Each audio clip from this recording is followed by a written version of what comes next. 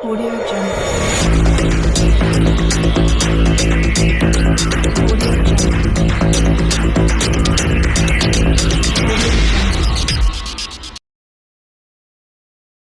है कि सूर्य का प्रकाश श्वेत होता है अथवा रंगीन होता है। ये हम कैसे जान सकते हैं? आपने बारिश के बाद इंद्रधनुष बनते देखा होगा। इंद्रधनुष जो है कुछ ऐसे आर्क जैसी संरचना होती है जिसमें आपको 7 रंग दिखाई देते हैं। 7 रंग ये मुख्य रूप से कौन कौन से हैं? ये इसी श्वेत प्रकाश का जो विभाजन है वो 7 रंगों में हो जाता है। ये 7 रंग कौन से हैं? इन्हें याद करना और एक क्रम में याद करना बहुत आवश्यक है। इसको याद करने का एक बहुत सरल तरीका है। आप इस तरह से लिखिए V I B G Y O R। ये हमारा बन गया विबजियोर। पहला रंग कौन सा है? वॉयलेट यानी कि बैंगनी। दूसरा रंग हमारा है इंडिगो। इंडिगो जो रंग है नीला है, लेकिन कैसा नीला? नील जैसा नीला रंग जो होता है, जो कपड़ों में आप नील लगाते हो वो इंडिगो होता है, और वही नीला रंग है हमारा दूसरा। तीसरा हमारा है ब्लू, ये हल्का नीला रंग। चौथा है हमारा ग्रीन, हरा। अगला है येलो यानी कि पीला। उसके बाद ऑरेंज यानी कि संतरी, और लास्ट में है रेड यानी कि लाल। तो ये 7 रंगों से मिलकर हमें क्या प्राप्त होता है? श्वेत प्रकाश। श्वेत प्रकाश प्राप्त होता है।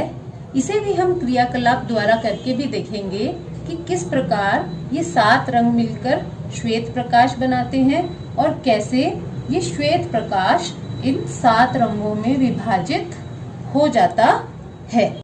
कुछ इसी तरह की संरचना सीडी में भी देखी होगी। जैसे यहाँ पर मेरे पास अब एक सीडी है और इस पर जब लाइट पड़ रही है, आप देखिए तो ये 7 रंगों में विभाजित होती हुई हमें दिखाई दे रही है। यहाँ पर आप इसके रंग बहुत आसानी से देख सकते हैं।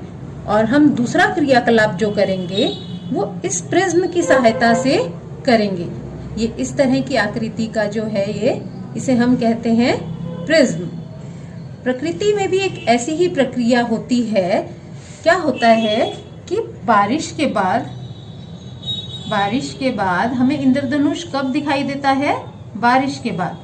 बारिश के बाद जब सूर्य का प्रकाश निकलता है, तो सूर्य का प्रकाश, अगर हम मान लो यहाँ पर इसको सन कह रहे हैं, तो सूर्य का प्रकाश जब निकलेगा तो कुछ बूंदें जो होती हैं बारिश की, वो उस समय प्रकृति में, वातावरण में होती हैं, और जब ये सूर्य का प्रकाश इन बूंदों से टकराता है तो ये 7 रंगों में विभक्त हो जाती हैं, और ये 7 रंग हमें फिर इंद्रधनुष के रूप में दिखाई देते हैं।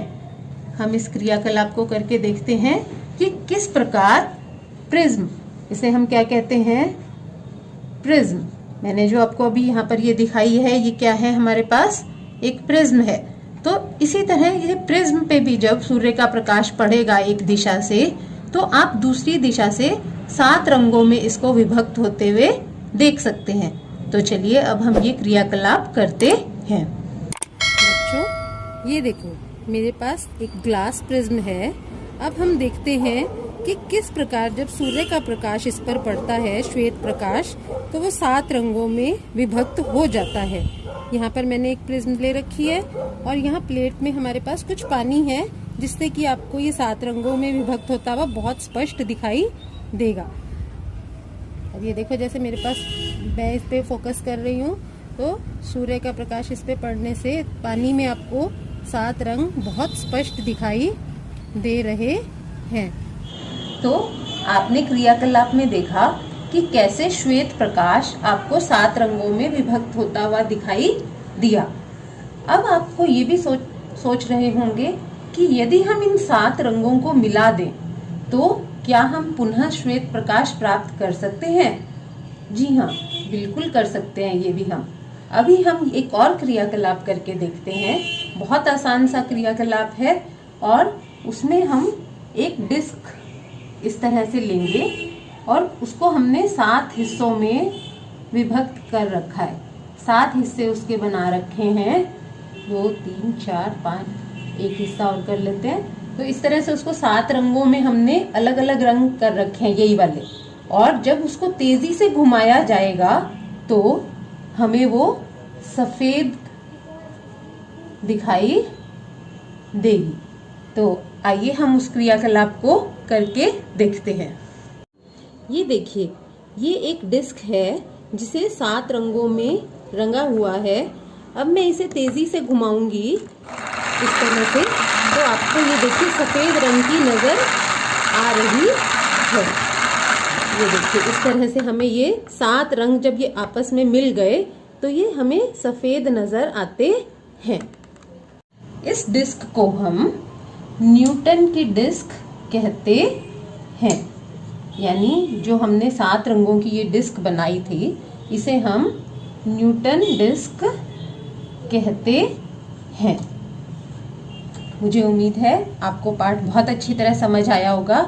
आप वीडियो को 2 बार देखिए, जिससे आपको इसमें आए हुए सभी प्रमुख शब्द भी दोबारा दोहराने में आसानी हो जाएगी और आप बहुत अच्छे से इस पाठ को समझ पाएंगे। Thank you very much.